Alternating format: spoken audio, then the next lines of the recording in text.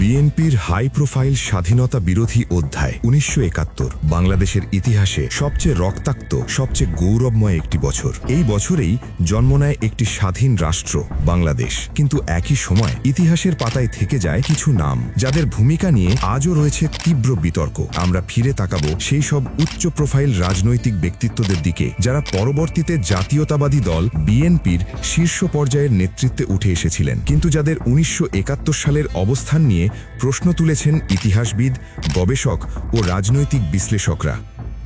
শাহ আজিজুর রহমান বাংলাদেশের চতুর্থ প্রধানমন্ত্রী। সমালোচকদের মতে তিনি ১৯৭১ সালে পাকিস্তানের পক্ষে অবস্থান নিয়েছিলেন। স্বাধীনতার পরে তাকেই প্রধানমন্ত্রী হিসেবে রাষ্ট্রক্ষমতায় আনা হয় বিএনপির আমলে। আব্দুর রহমান বিশ্বাস বাংলাদেশের ১১তম রাষ্ট্রপতি। স্বাধীনতা যুদ্ধের সময় তার ভূমিকা নিয়েও রয়েছে ঐতিহাসিক বিতর্ক। মশিউর রহমান, যিনি জাদু মিয়া নামে পরিচিত, প্রধানমন্ত্রীর মর্যাদাপ্রাপ্ত সিনিয়র মন্ত্রী। ১৯৭১ সালের রাজনৈতিক অবস্থান নিয়ে প্রশ্ন উঠলেও তিনি বিএনপিতে ছিলেন অত্যন্ত প্রভাবশালী। মোশাররফ হোসেন শাহজাহান পানি সম্পদ ও ধর্ম প্রতিমন্ত্রী। সমালোচকদের মতে তিনিও ছিলেন স্বাধীনতার বিপক্ষে অবস্থানকারীদের একজন। আহসানুল হক মোল্লা, যিনি পচা মোল্লা নামে পরিচিত, ডাক ও টেলিযোগাযোগ প্রতিমন্ত্রী, তার নামও উঠে আসে স্বাধীনতা বিরোধী বিতর্কে। চৌধুরী কামাল ইবনে ইউসুফ খাদ্য ও দুর্যোগ ব্যবস্থাপনা মন্ত্রী। চৌধুরী আকমাল ইবনে ইউসুফ ফরিদপুর ৪ আসনের সাবেক সংসদ সদস্য। আব্দুল মমিন তালুকদার খোকা বগুড়া ৩ আসনের সাবেক এমপি। কাজী ফারুক কাদের নীলফামারী ৩ আসনের সাবেক সংসদ সদস্য।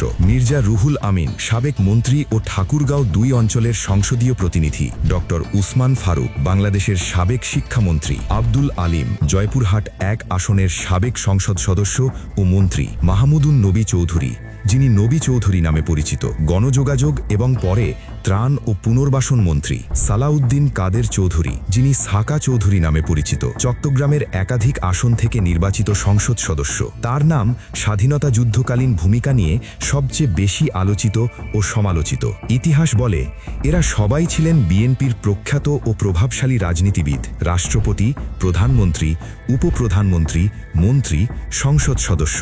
রাষ্ট্র ক্ষমতার সর্বোচ্চ স্তরে তাদের জায়গা করে দেওয়া হয়েছিল। কিন্তু একই সঙ্গে ইতিহাসের আরেকটি অধ্যায় বলে ১৯৭১ সালে এদের অনেকেই ছিলেন পাকিস্তানের পক্ষে আর স্বাধীন বাংলাদেশের বিপক্ষে। এই বাস্তবতা নিয়েই আজও প্রশ্ন ওঠে, স্বাধীনতার চেতনা কি রাজনৈতিক ক্ষমতার কাছে হার মানে? ইতিহাস কি শুধুই লেখা হয় বিজয়ীদের দ্বারা, নাকি সময়ের সাথে সাথে সত্য নিজেই উঠে আসে আলোতে? এই প্রশ্নগুলোর উত্তর খুঁজতেই ইতিহাসের এই অধ্যায়।